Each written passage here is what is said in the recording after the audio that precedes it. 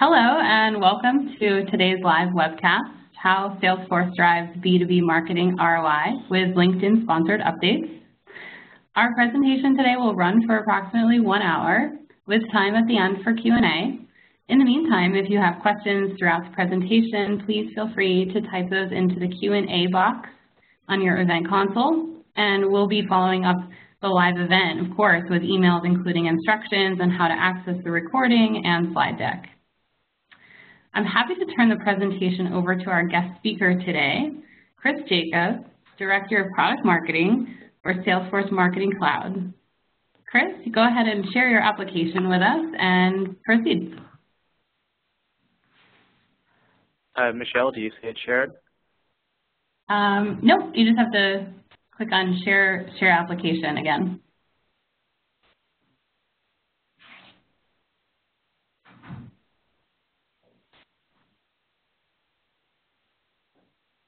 Great. Perfect. Michelle, all good?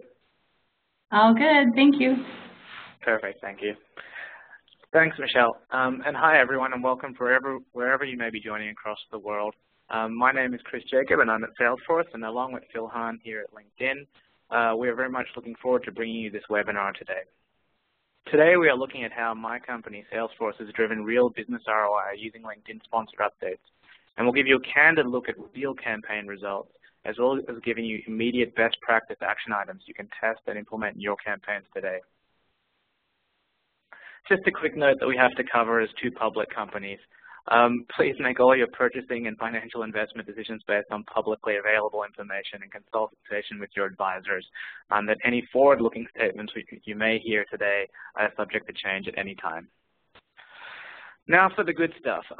Ultimately, we want this to be a practical webinar. So we'll touch on items that are illustrative and background in nature, but ultimately we want to focus most of our time on the real heart of the information, the case study itself, the best practice items, the things that you can implement today.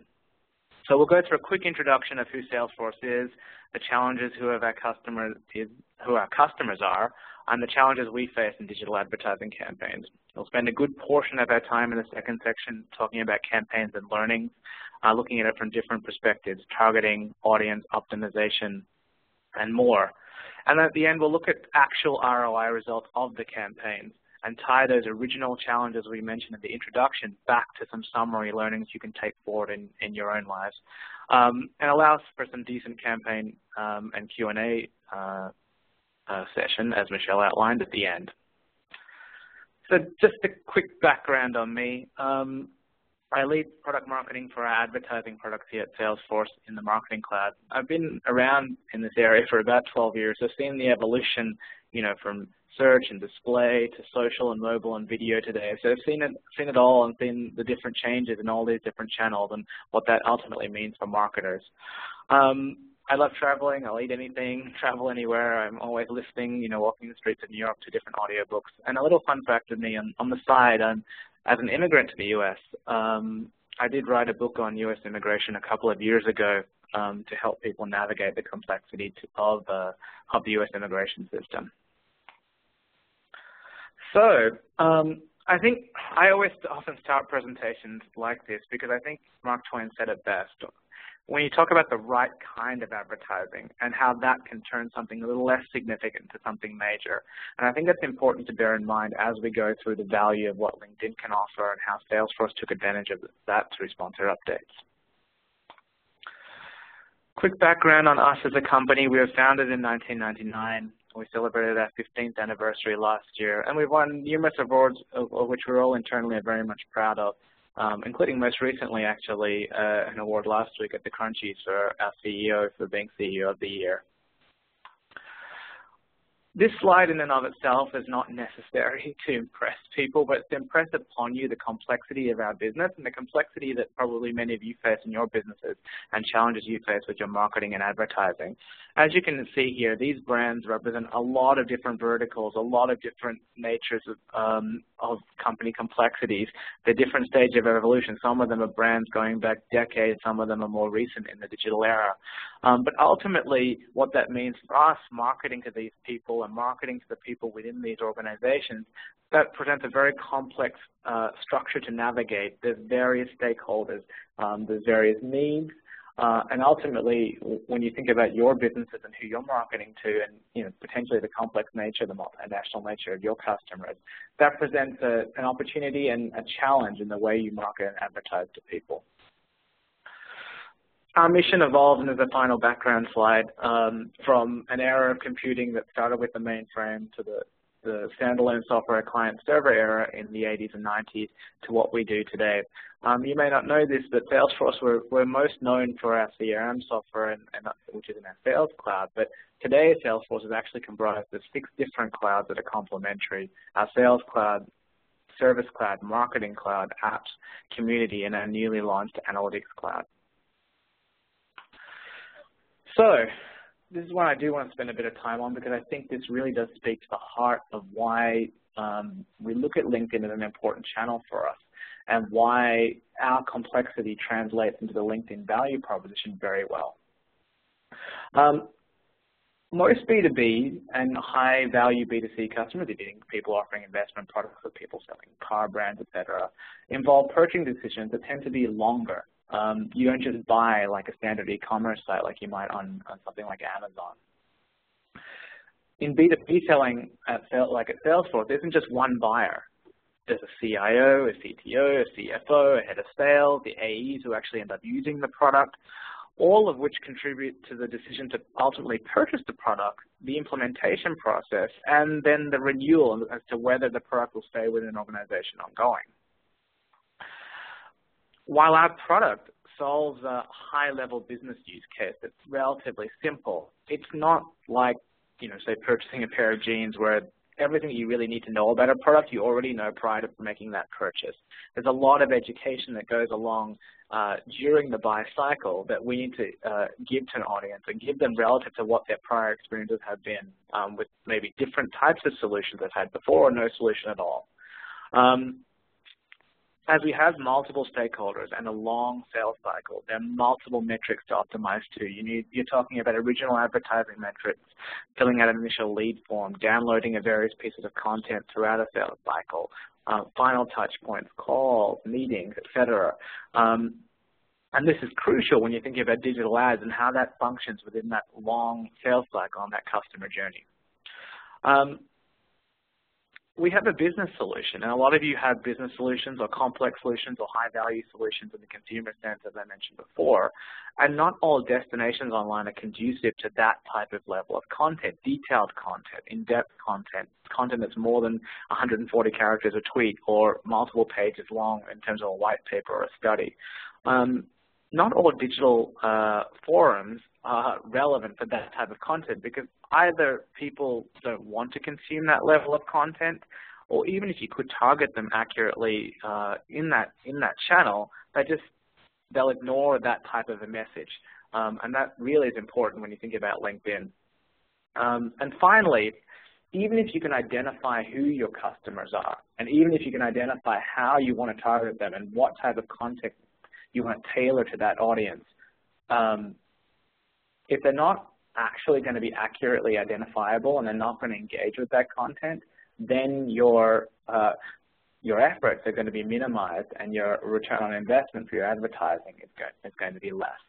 So that brings us to LinkedIn. Thanks, Chris.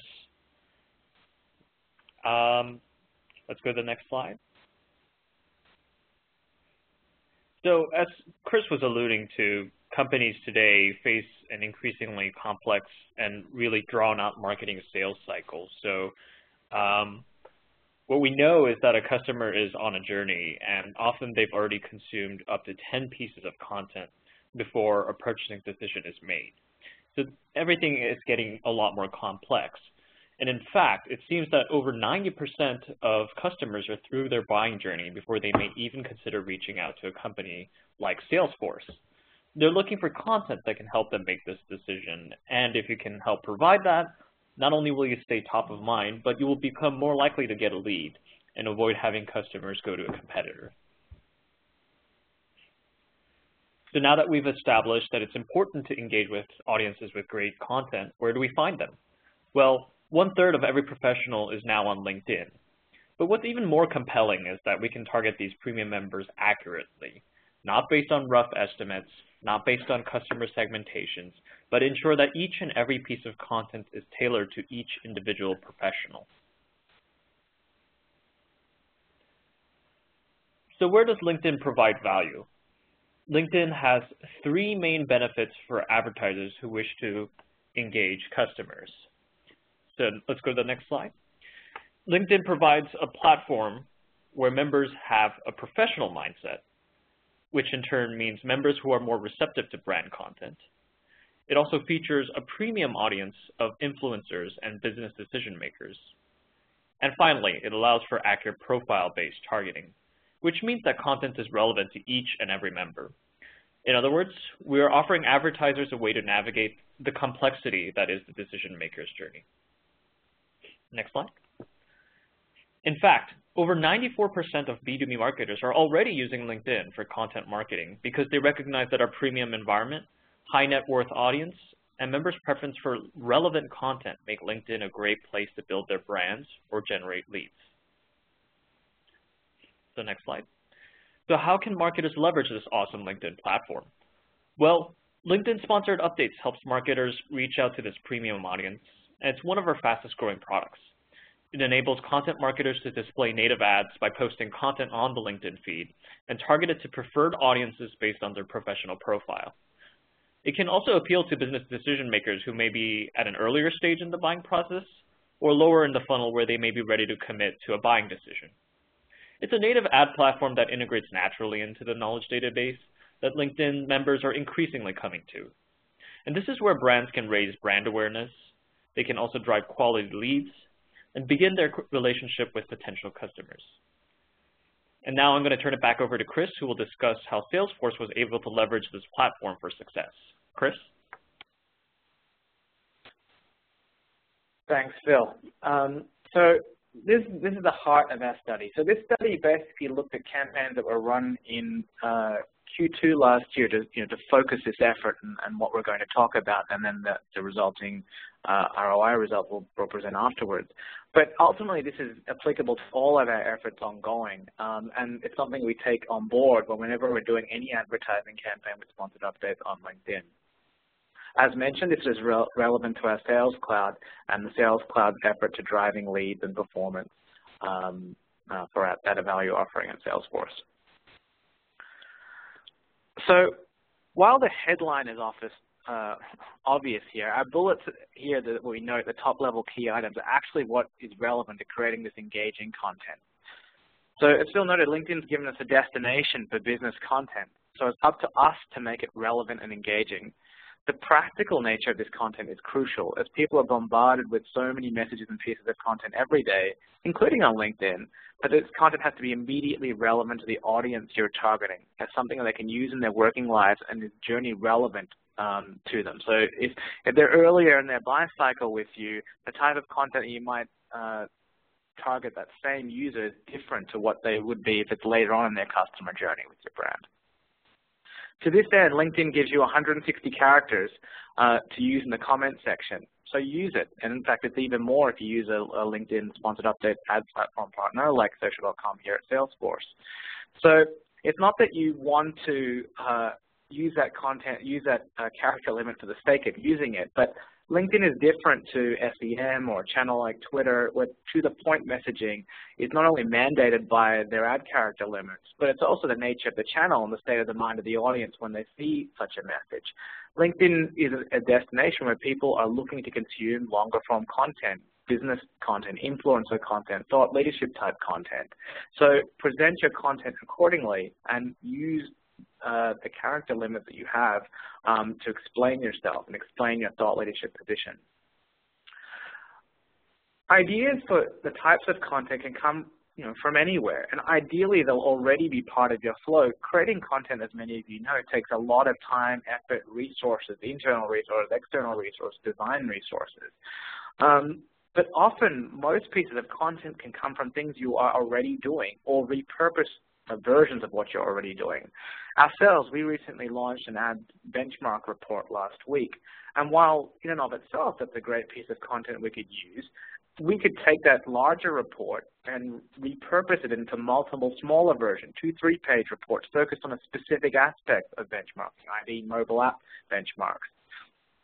You could take things that your client services, account managers are doing at your company that have done for a happy customer. Take that experience or that plan that they made for them, repurpose it into a 1- or 2-page document. It may be unbranded if that customer does not want to be exposed in that way, but ultimately the great efforts done by various people in your organization can be created into content very easily from things that they've already done. You don't always have to keep coming up with things brand new. Not that brand new content is not valuable, particularly detailed, relevant, practical brand new content, but you don't always have to come up with it. You can use things you're already creating, particularly if that content is already engaging and you know it's already resonating with your stakeholder base. Chances are your business does many important things during a given year, and there's also calendars that are relevant to your business, whether you're an auto business and there's auto shows around the world, or you're a retail business and Q4 is a big part of your year. Cater your content to that content calendar, and that content calendar should be geographically appropriate. There's different versions of things that happen, say, in the southern or northern hemisphere, and EMEA versus North America. So the calendar is different, but it means you can also repurpose content where that calendar reaches that geographic region or where that calendar point reaches that vertical segment. But it's important to be specific because then your content is in more real time in nature and more relevant to the mindset of the audience you're trying to reach. And this sort of goes well with all the things we say, we've just said with this, is that don't just repurpose ads you're running elsewhere on other social or other digital ad channels or even other non-digital channels. LinkedIn is a unique value proposition. It's a unique place that people go to for content and to engage with other professionals and other brands. Take advantage of that. Create your content given that that is your audience and that's the mindset that they're in, and don't just repurpose another ad. Ultimately, this should present your brand as a thought leader in your industry, as a place of trust, particularly for your prospective customers who don't know you as well, but also a place of innovation for your current customer base, so they continually renew with your company, because that's also just as important. In fact, in some ways more important. You've invested so much time and money getting a customer, don't lose it. Keep presenting your company as a thought leader and as an innovator. In many ways, when I talk about LinkedIn, and not only to the external market, but even when I talk about LinkedIn to the LinkedIn people themselves, this is the most crucial value proposition that I think LinkedIn offers. And creating great campaigns, taking advantage of this, is certainly crucial to achieving great ROI. Phil mentioned earlier that LinkedIn has 1 in 3 professionals on the planet, and from their earnings last week, it was close to 350 million users. That's impressive in and of itself, but that is not really the most amazing thing about all this. The fact you can target those people accurately and at scale, and they're going to a place where they actually want to consume the content that you're delivering, assuming that it's of a quality nature, makes the combination of those two things most valuable. The fact that they have 1 in 3 professionals and 350 million users is amazing, allows you to scale within that. But ultimately, you can target them accurately and they want to consume your content, so take advantage of it. For Salesforce, as I noted earlier in our challenges, there's multiple stakeholders that we want to target, each with a different level of engagement with our product and our offering, and each that need different information in the overall buy and sales cycle. A CIO needs things that are related to trust. A CFO is obviously primarily concerned with cost and the differences between us and somebody else. An account executive is somebody who's actually going to be using the platform day to day to help them do their job. Targeting messages are the same to these different buyers or these different decision makers at a brand is not only irrelevant, it's probably counterproductive. So being able to identify these people accurately in a place like LinkedIn is key, and then thus what I covered in the content section, tailoring content that's relevant to that different stakeholder and where they are in their customer journey will ultimately achieve optimal results.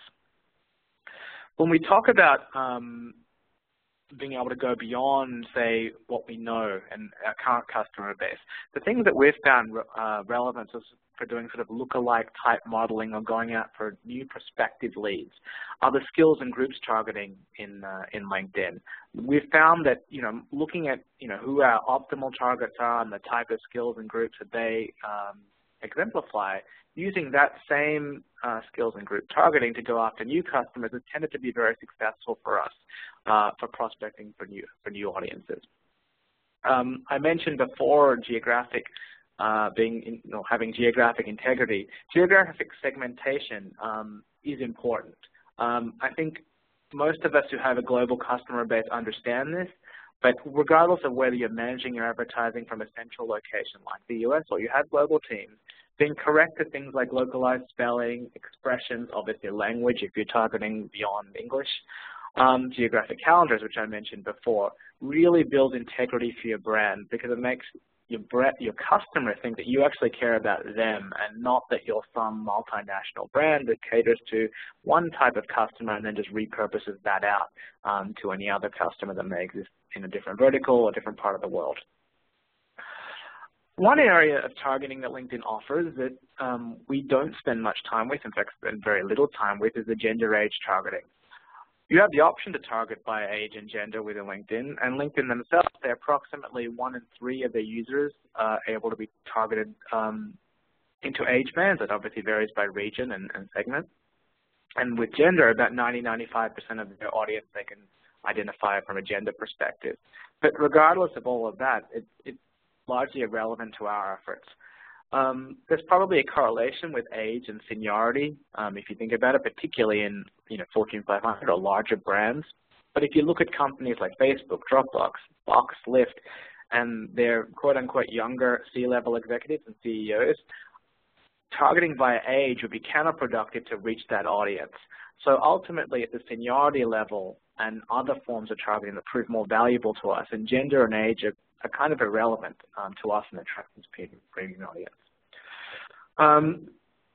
So, when you talk about audience as a whole, look at interesting ways that you can segment these groups that make business sense to you. I mean, for some people, it's looking at segmenting audience by size of company or company vertical or seniority. But there's various things that will make sense depending on your business and your offering and product and service to market. So tailor that messaging accordingly and look at different ways to segment the audience that makes sense to you. Next thing I'll focus on is performance optimization. There are the 4 elements for us. And, performance optimization builds upon the 2 things that we've just covered before, creating content and the premium audience. I said this earlier, but it's worth reaffirming, but tailoring content to both your audience, to the stage they're at in their customer journey with your brand, whether it's initial lead, mid-sale cycle, pre-buy, post-implementation, renewal, is crucial to maximizing overall lifetime ROI. LinkedIn themselves have a great feature called direct sponsored content. It's a form of dark posting that allows you to test multiple messages and variations which don't appear on your brand page, but just in the feed for target audiences. This is key. If you're talking about scaling advertising and wanting to test, different headlines with different imagery and different comment messages, maybe even just destination URLs if you're driving traffic off LinkedIn. Direct sponsored content allows you to do that without, polluting your brand page on LinkedIn with so many different ad variations, largely speaking to the same thing. And to that end, as we go into utilizing creative permutations, you really should test, headline 1 with body 2 with image 3, and headline 2 with body 2 and image 1. I mean, this is advertising 101 for all the campaign managers on this webinar, but too often we ignore it or just do it to some degree. Particularly when you're reaching a scalable audience, these are things that you should do as basic best practice of running advertising and optimizing advertising campaigns. Different audiences will vary in their CPM, CPC media costs, depending on how you're buying ads on LinkedIn. So utilize the audience segmentation, not just for tailoring of your message, but also where appropriate to best optimize your media costs. This allows you in the future to identify to your internal stakeholders better intel as to what advertising costs are necessary in various markets, or to engage different levels of stakeholders in an organization. This allows for better budget planning from a marketing perspective internally, but also allows you to optimize at scale. Finally, and this is critical, invest in your ability to track, and whatever CRM or other form of data warehouse you're using internally to track your customers across their journey with your brand. The best advertising management and optimization is done with the widest lens into downstream performance, particularly in longer sales cycles like B2B businesses have, or high-value B2C businesses have. And customers and prospects have multiple touch points with your brand. So it may mean that if you do this properly, you evaluate different creatives in new ways. One creative might bring great front-end engagement, great CTR, or maybe a front-level form fill and a great cost per lead, but a low value creative on these same metrics may actually be driving real sales for you. And thus, if you have that viewpoint and look at creatives and look at campaigns with that lens, you can really optimize what you're doing on LinkedIn and indeed in any digital channel. The final element that we're going to cover is utilizing technology to scale. This one I won't spend too much time with, but ultimately, if you're going to do advertising and advertising at scale and want to grow your business, you need technology to scale. At Salesforce, we're lucky. We are a CRM company. We have our own CRM software. We have our own ads platform tool, which we offer to the market, called social.com, that is a LinkedIn Ads API partner. So we have tools that we can use to do these sort of things, creating ads in multiple ads in seconds with all those permutations I was talking about before.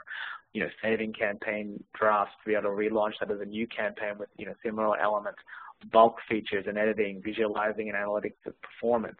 But whatever you use in your own efforts, if you're talking about scaling and having maximum efficiency for your efforts, you really do need technology that goes beyond just using a technology that LinkedIn offers natively to allow you to do sponsored updates. So I think the best illustration of that is if you wanted to create 50 different ads that were used for direct sponsored content, and you had 7 different headline variations and 5 different body variations and 2 different image variations. Creating that number of ads individually takes a fair amount of time, as you probably know if you do run LinkedIn campaigns. But being able to do that very quickly, with 2 or 3 clicks, is ultimately the benefit of technology, and then reporting against the different ad permutations and looking at downstream metrics to see what ROI it gives. That's the ultimate benefit of technology when scaling your advertising and LinkedIn sponsored updates. You've heard us mention it before. Both Phil and myself have used journeys a lot. We don't say that just as a throwaway line. We really do mean it. Especially when we're talking about the value that LinkedIn offers and the type of advertising you can do. Knowing where your customer is in their journey with your brand, being able to tailor your message to them in that point in the journey, tailored to that relevant stakeholder with a relevant message. It really does affect your ability to sell, retain, grow. And ultimately, LinkedIn presents that value proposition for you with sponsored updates, so take advantage of it with the way you run your advertising. So let's look at the results. These are the real results of this particular study we did in Q2 of last year for an important segment of our campaigns. And so we'll look at this from 2 different perspectives. One from the performance of the advertising itself at a high level, and then one looking at deeper level metrics of the business. So the 2 numbers here that we'll look at. First, we'll talk about the top number, and then we'll talk about the second number. The top level number actually refers to the people who clicked on the ads and then went to an external form where they could fill in their details relevant to that particular form, and then get the piece of content or whatever we were offering at that point in time. So that's a collective rate across Q2 for this segment of campaigns. The 15%, depending on what industry you're in or what channel you may be looking at, that can be high, that can be low. The important thing is to note is that, we're talking about deep level insights business level content, and we're talking about advertising that's highly targeted to relevant stakeholders. So for us, 15% is a pretty good conversion rate. 1 in 6, 1 in 7 clicks, people are actually going and downloading the content and entering our funnel in a major way, and then we can continue to message them depending on where they may be in our customer journey. The second number, the 18 times better click-through rate with sponsored updates, that's actually looking at sponsored updates versus the right-hand side ads that you see on LinkedIn.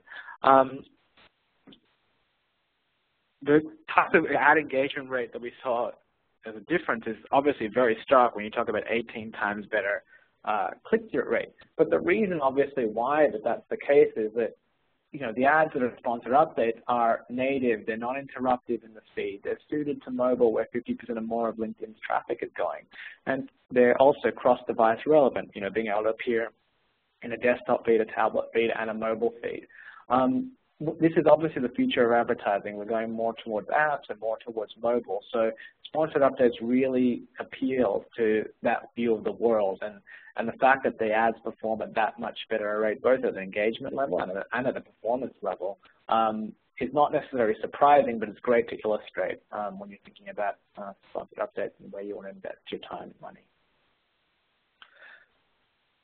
Now let's look at the business metrics. The things that are crucial to us, when we talk about Salesforce and our Sales Cloud and the complex nature of that product, it's not a cheap option. It's not something that you're buying as some simple, $20, $30 software product, with a one-off purchase. We're talking about a deep level investment in a company that touches so many different stakeholders and multinational users. So we need buy-in from various stakeholders, including a lot of very senior C-level people. The fact that we can target those people on LinkedIn accurately and that they want to engage with our advertising, because notoriously C-level people and senior people in organizations aren't people that tend to engage with advertising of any nature, is great and speaks volumes to the value that LinkedIn brings as a platform. But if we take that further and look at the actual ROI of that segment of campaigns, it's close to 750%. So that's looking at the media cost of the LinkedIn campaigns that will run relative to the real sales pipeline that was driven and revenue that was driven. That's an amazing ROI. And in fact, we've done some attribution modeling and where LinkedIn has touched sales that were ultimately attributed to other channels. That number goes into the thousands of percent. Now, it's not to say that every campaign is going to be like this and you need to optimize accordingly. But when you think about B2B advertising and complex B2C advertising, these are the types of things you want to see because you're investing a lot of effort in your marketing across lots of stages, across a long sales cycle, across lots. And it's difficult. It's a very competitive environment too. I'm sure the competitors you're going against are also offering unique things. So being able to get that type of ROI really validates your efforts and certainly did for us, and is why we continue to invest in LinkedIn as an important channel in our marketing. I think my colleague Julia does say this best. So in the study, she basically called out the fact that that level of targeting, she's the one that's responsible for managing these campaigns, her and her team, and doing that senior level targeting, being able to do that across a longer sales cycle, offering great content. That's the ultimate key for driving for great ROI. And we've talked about this, but this is the way we talk about it. The future of marketing is the one-to-one customer journey, and LinkedIn provides an opportunity to target an audience and attract them to your brand with great engaging content. So as a quick reminder, these are the complexities we talked about. We talked about long sales cycles, lots of stakeholders, complex offering to market, measuring against lots of different metrics, providing engaging content to customers in an environment they're willing to consume that content, and then being able to accurately identify them. That was a complex challenge. The successes that LinkedIn offers is being able to address each and every one of those things and then some in many ways.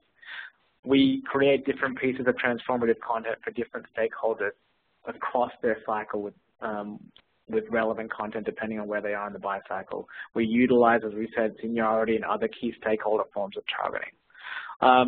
LinkedIn almost uniquely, or one of very few, provides a premium and engaged audience for us for promoting this type of a content, sophisticated, deep content that appeals to a CIO.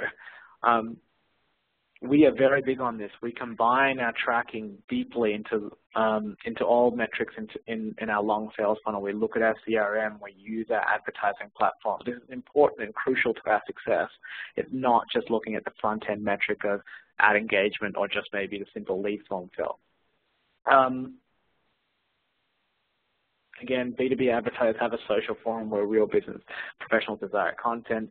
And to achieve the level of sophisticated optimization we're talking about, you want to look at segmentation across audiences, across creators, across budgets, and across teams. You might have large teams managing your advertising across different geographies or within an office. You want to have the type of technology and tools available that ultimately allow you to take advantage of sponsored updates best. So I'll pass this back to Phil quickly, and he can give you a little bit more information as to where you can get some more resources that will help you in your sponsored update advertising. Sounds great. Thanks, Chris. As a reminder to all the audiences, you can visit marketing.linkedin.com. We have great additional tips and resources for content marketing and ways you can make the best use of LinkedIn marketing solutions, including sponsored updates. It's a great resource for making the most of LinkedIn's marketing platform, so check it out. We have blog posts and research discussing best practices for content marketing, like the one Chris presented today. I also highly recommend you check out the Sophisticated Marketer's Guide to LinkedIn and the Sophisticated Marketer's Guide to Sponsored Updates, which will have even more in-depth research and anecdotes about how best to leverage sponsored updates. So with that, we'll go ahead to questions. And the first question, Hi, everybody. This is Andrew Kaplan. I'm a senior product marketer at LinkedIn. Phil and I have some great questions in the chat and wanted to start with a very relevant one. And Chris, maybe you could talk about your opinion based on your success with sponsored updates. The question is from Tara Nita, and it is, would you recommend sponsoring blog articles on LinkedIn or sticking with gated content for sponsored updates? That's a great question, and I think that goes to where somebody may be in a journey. If you think about current customers versus prospective customers, one of your end goals is obviously trying to capture that information so that you can get them into your CRM and you can continually message them, have people in your organization reach out to them. But if you think about current customers, part of your goal is to continually position your organization as a relevant, innovative thought leader in your industry. And so they're using things like blogs where you already know they're already in your database. You still want to track them in some way, shape, or form. But using things like blog posts or other forms of content that are not gated may just be just as relevant to keep your brand front of mind. So when it comes to retention, renewal time, and thinking about churn rates, these things are continually in the frame of the customer's mind when making their next decision with your brand. So I think both have their place. Just think about it in the context of the customer and where they are on the journey with your brand. And that was a great question. And another relevant one is, Chris, do you have any way of mapping your content on LinkedIn to the customer journey? Or do you tend to use different forms of social advertising or native advertising for customers who might be early on in the journey versus later in the funnel? Yeah, so different forms of content will definitely be used depending on where somebody is in their journey, so earlier versus later. Ultimately, if someone is going to come to a forum or some form of destination to get content and they're giving their information, if they're given their information before, that information is going to be recorded in CRM. So we know how many touch points any given person may have had with the brand. Knowing that information is obviously crucial, especially when you think about across an organization with multiple decision makers, as to where that organization might be and what you may need to do to then close the sale or make that retention or renewal happen.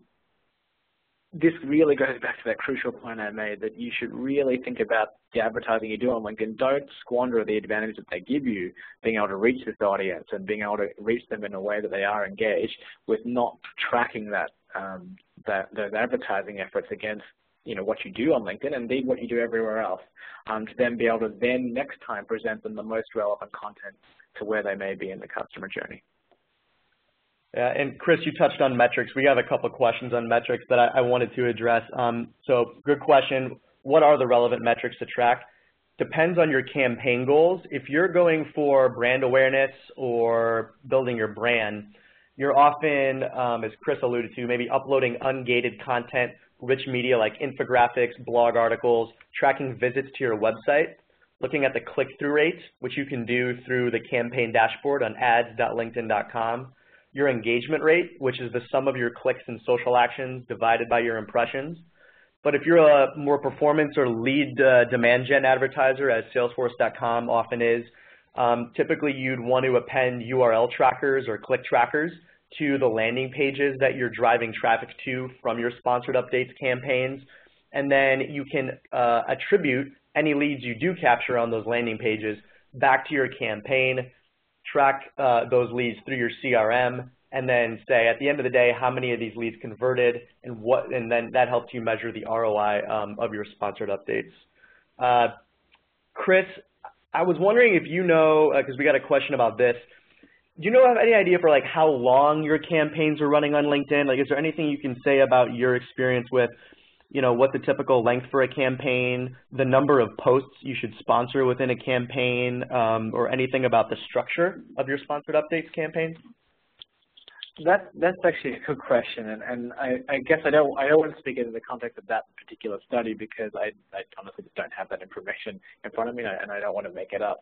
I think that often that question often relates to what the goal is and the nature of the content you're doing. Now, some of the content that we do is related to events that we run, and obviously that's time sensitive relative to when the event might happen.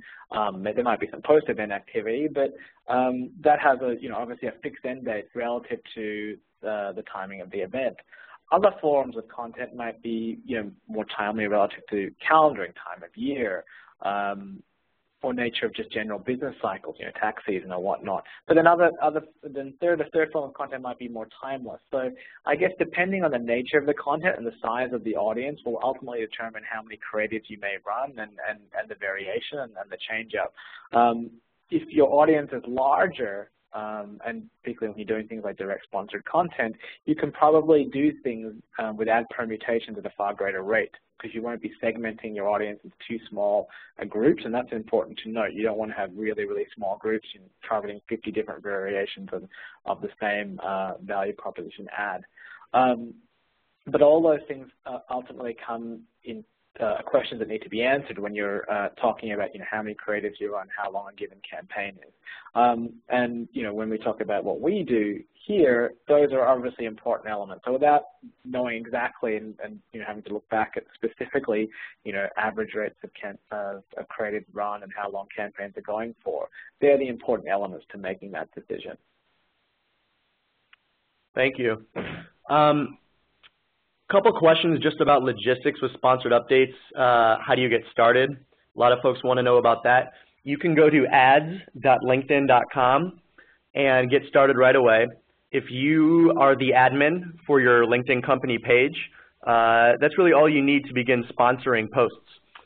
You do not have to have a LinkedIn Premium membership. That's not a requirement at all. You don't have to download a particular app. But you can do it all on ads.linkedin.com, and if you're the company page admin, the person who controls your company page, you can get started. Chris, a couple other questions, about your LinkedIn investment versus maybe other social channels. I mean, Salesforce advertises and publishes content to many different places online. How do you kind of balance LinkedIn? How do you fit it into the mix with other social channels? How do you think differently about LinkedIn, and why? How do you justify, allocating a certain portion of your budget towards our platform? Yeah, it's a good question. So, I mean, that obviously varies over time as needs dictate and where we need to attract a particular audience, given where they might be in an overall cycle. And that obviously varies again globally with the nature of where people are. LinkedIn is important, as many other digital channels are in social, search, display, et cetera, and other lead gen digital initiatives. LinkedIn's unique to pretty much all of those others because of what we talked about with the audience, the level of audience targeting. Some other channels may allow you to target accurately or somewhat accurately the type of audience that LinkedIn brings to you, but virtually none of them, or very few of them, actually have that audience engaged. And when we were talking about C-level type people or VPs engaging with advertising, I don't know if you could say that about many other channels where those type of people are willing to click on ads and then on top of that do the required action, whether it's filling a lead form or some other form of action that you want them to take as a basis of presenting that original ad content. So that's where we look at LinkedIn as unique, and where it ultimately fits in within the overall advertising or digital advertising pie is relevant to the ROI that it brings. And there's attribution modeling that Salesforce uses to determine different channels' touch points to the final contribution and final sale, but that's how the decision is made. Excellent, thank you.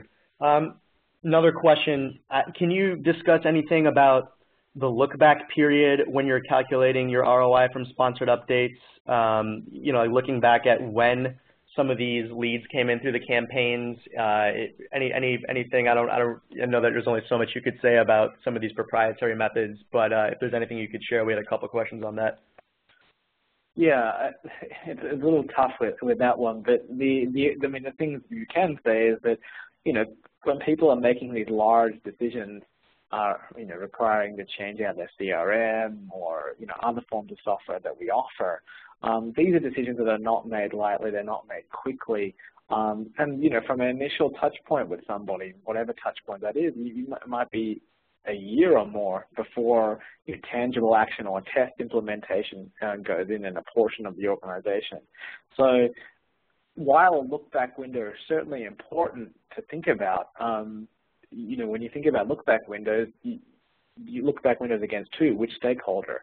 So do you look at the organization as a whole with a look-back window, or do you look at different stakeholders within the organization with different look-back windows? I think the important thing to realize is that, this is where technology comes in, that you're taking all these different data points, you're modeling it out against ROI, and then ultimately optimizing your advertising to maximize that effort.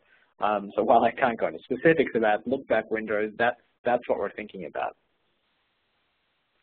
Yeah, I also want to remind some people, because we have a question about this. LinkedIn and Salesforce are partners on multiple levels, and there actually is a Salesforce CRM integration solution that can pull in LinkedIn data to help you kind of look at the leads you have in Salesforce and then match that with some of their publicly available LinkedIn profile information. So you have the most up-to-date social info about who your leads are, as well as the relevant contact info that would go into the Salesforce CRM. So you can learn more about that integration at sales.linkedin.com.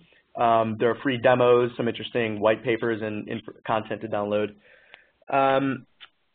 Chris, is there any particular way that you think DSC stands out? When does it make sense to use DSC, direct sponsored content? What's really the time you would use direct sponsored content versus posting a normal sponsored update? And just to recap, direct sponsored content is LinkedIn's form of dark posting that allows you to post many different versions of a sponsored update to the feed without having it show up on your company page. Yeah, it's a good question. I mean, we talked about in the webinar flow about the advertising 101 idea of testing different creative methods, and direct sponsored content being great for that because you can test very slight variation on ads, the same amount of different headlines or different imagery without having all those multiple different variations appearing on your company page. But at the same time, depending on the audience of the group that you're going after, you've got to be able to make the results statistically significant from any test that you're running. So if the audience group that you're targeting is reasonably small, then you should limit the amount of usage of variations, and that maybe limit the amount of usage of direct content. Where the content is so valuable and you want that to appear on your brand page, and if anyone goes and looks back on it, it's a key piece of content that you're maybe launching as a report to market, or a key statement of something big that's happening, an event. That content should reside on your brand page, and then you can further sponsor that out to whatever audience you may want to target it to.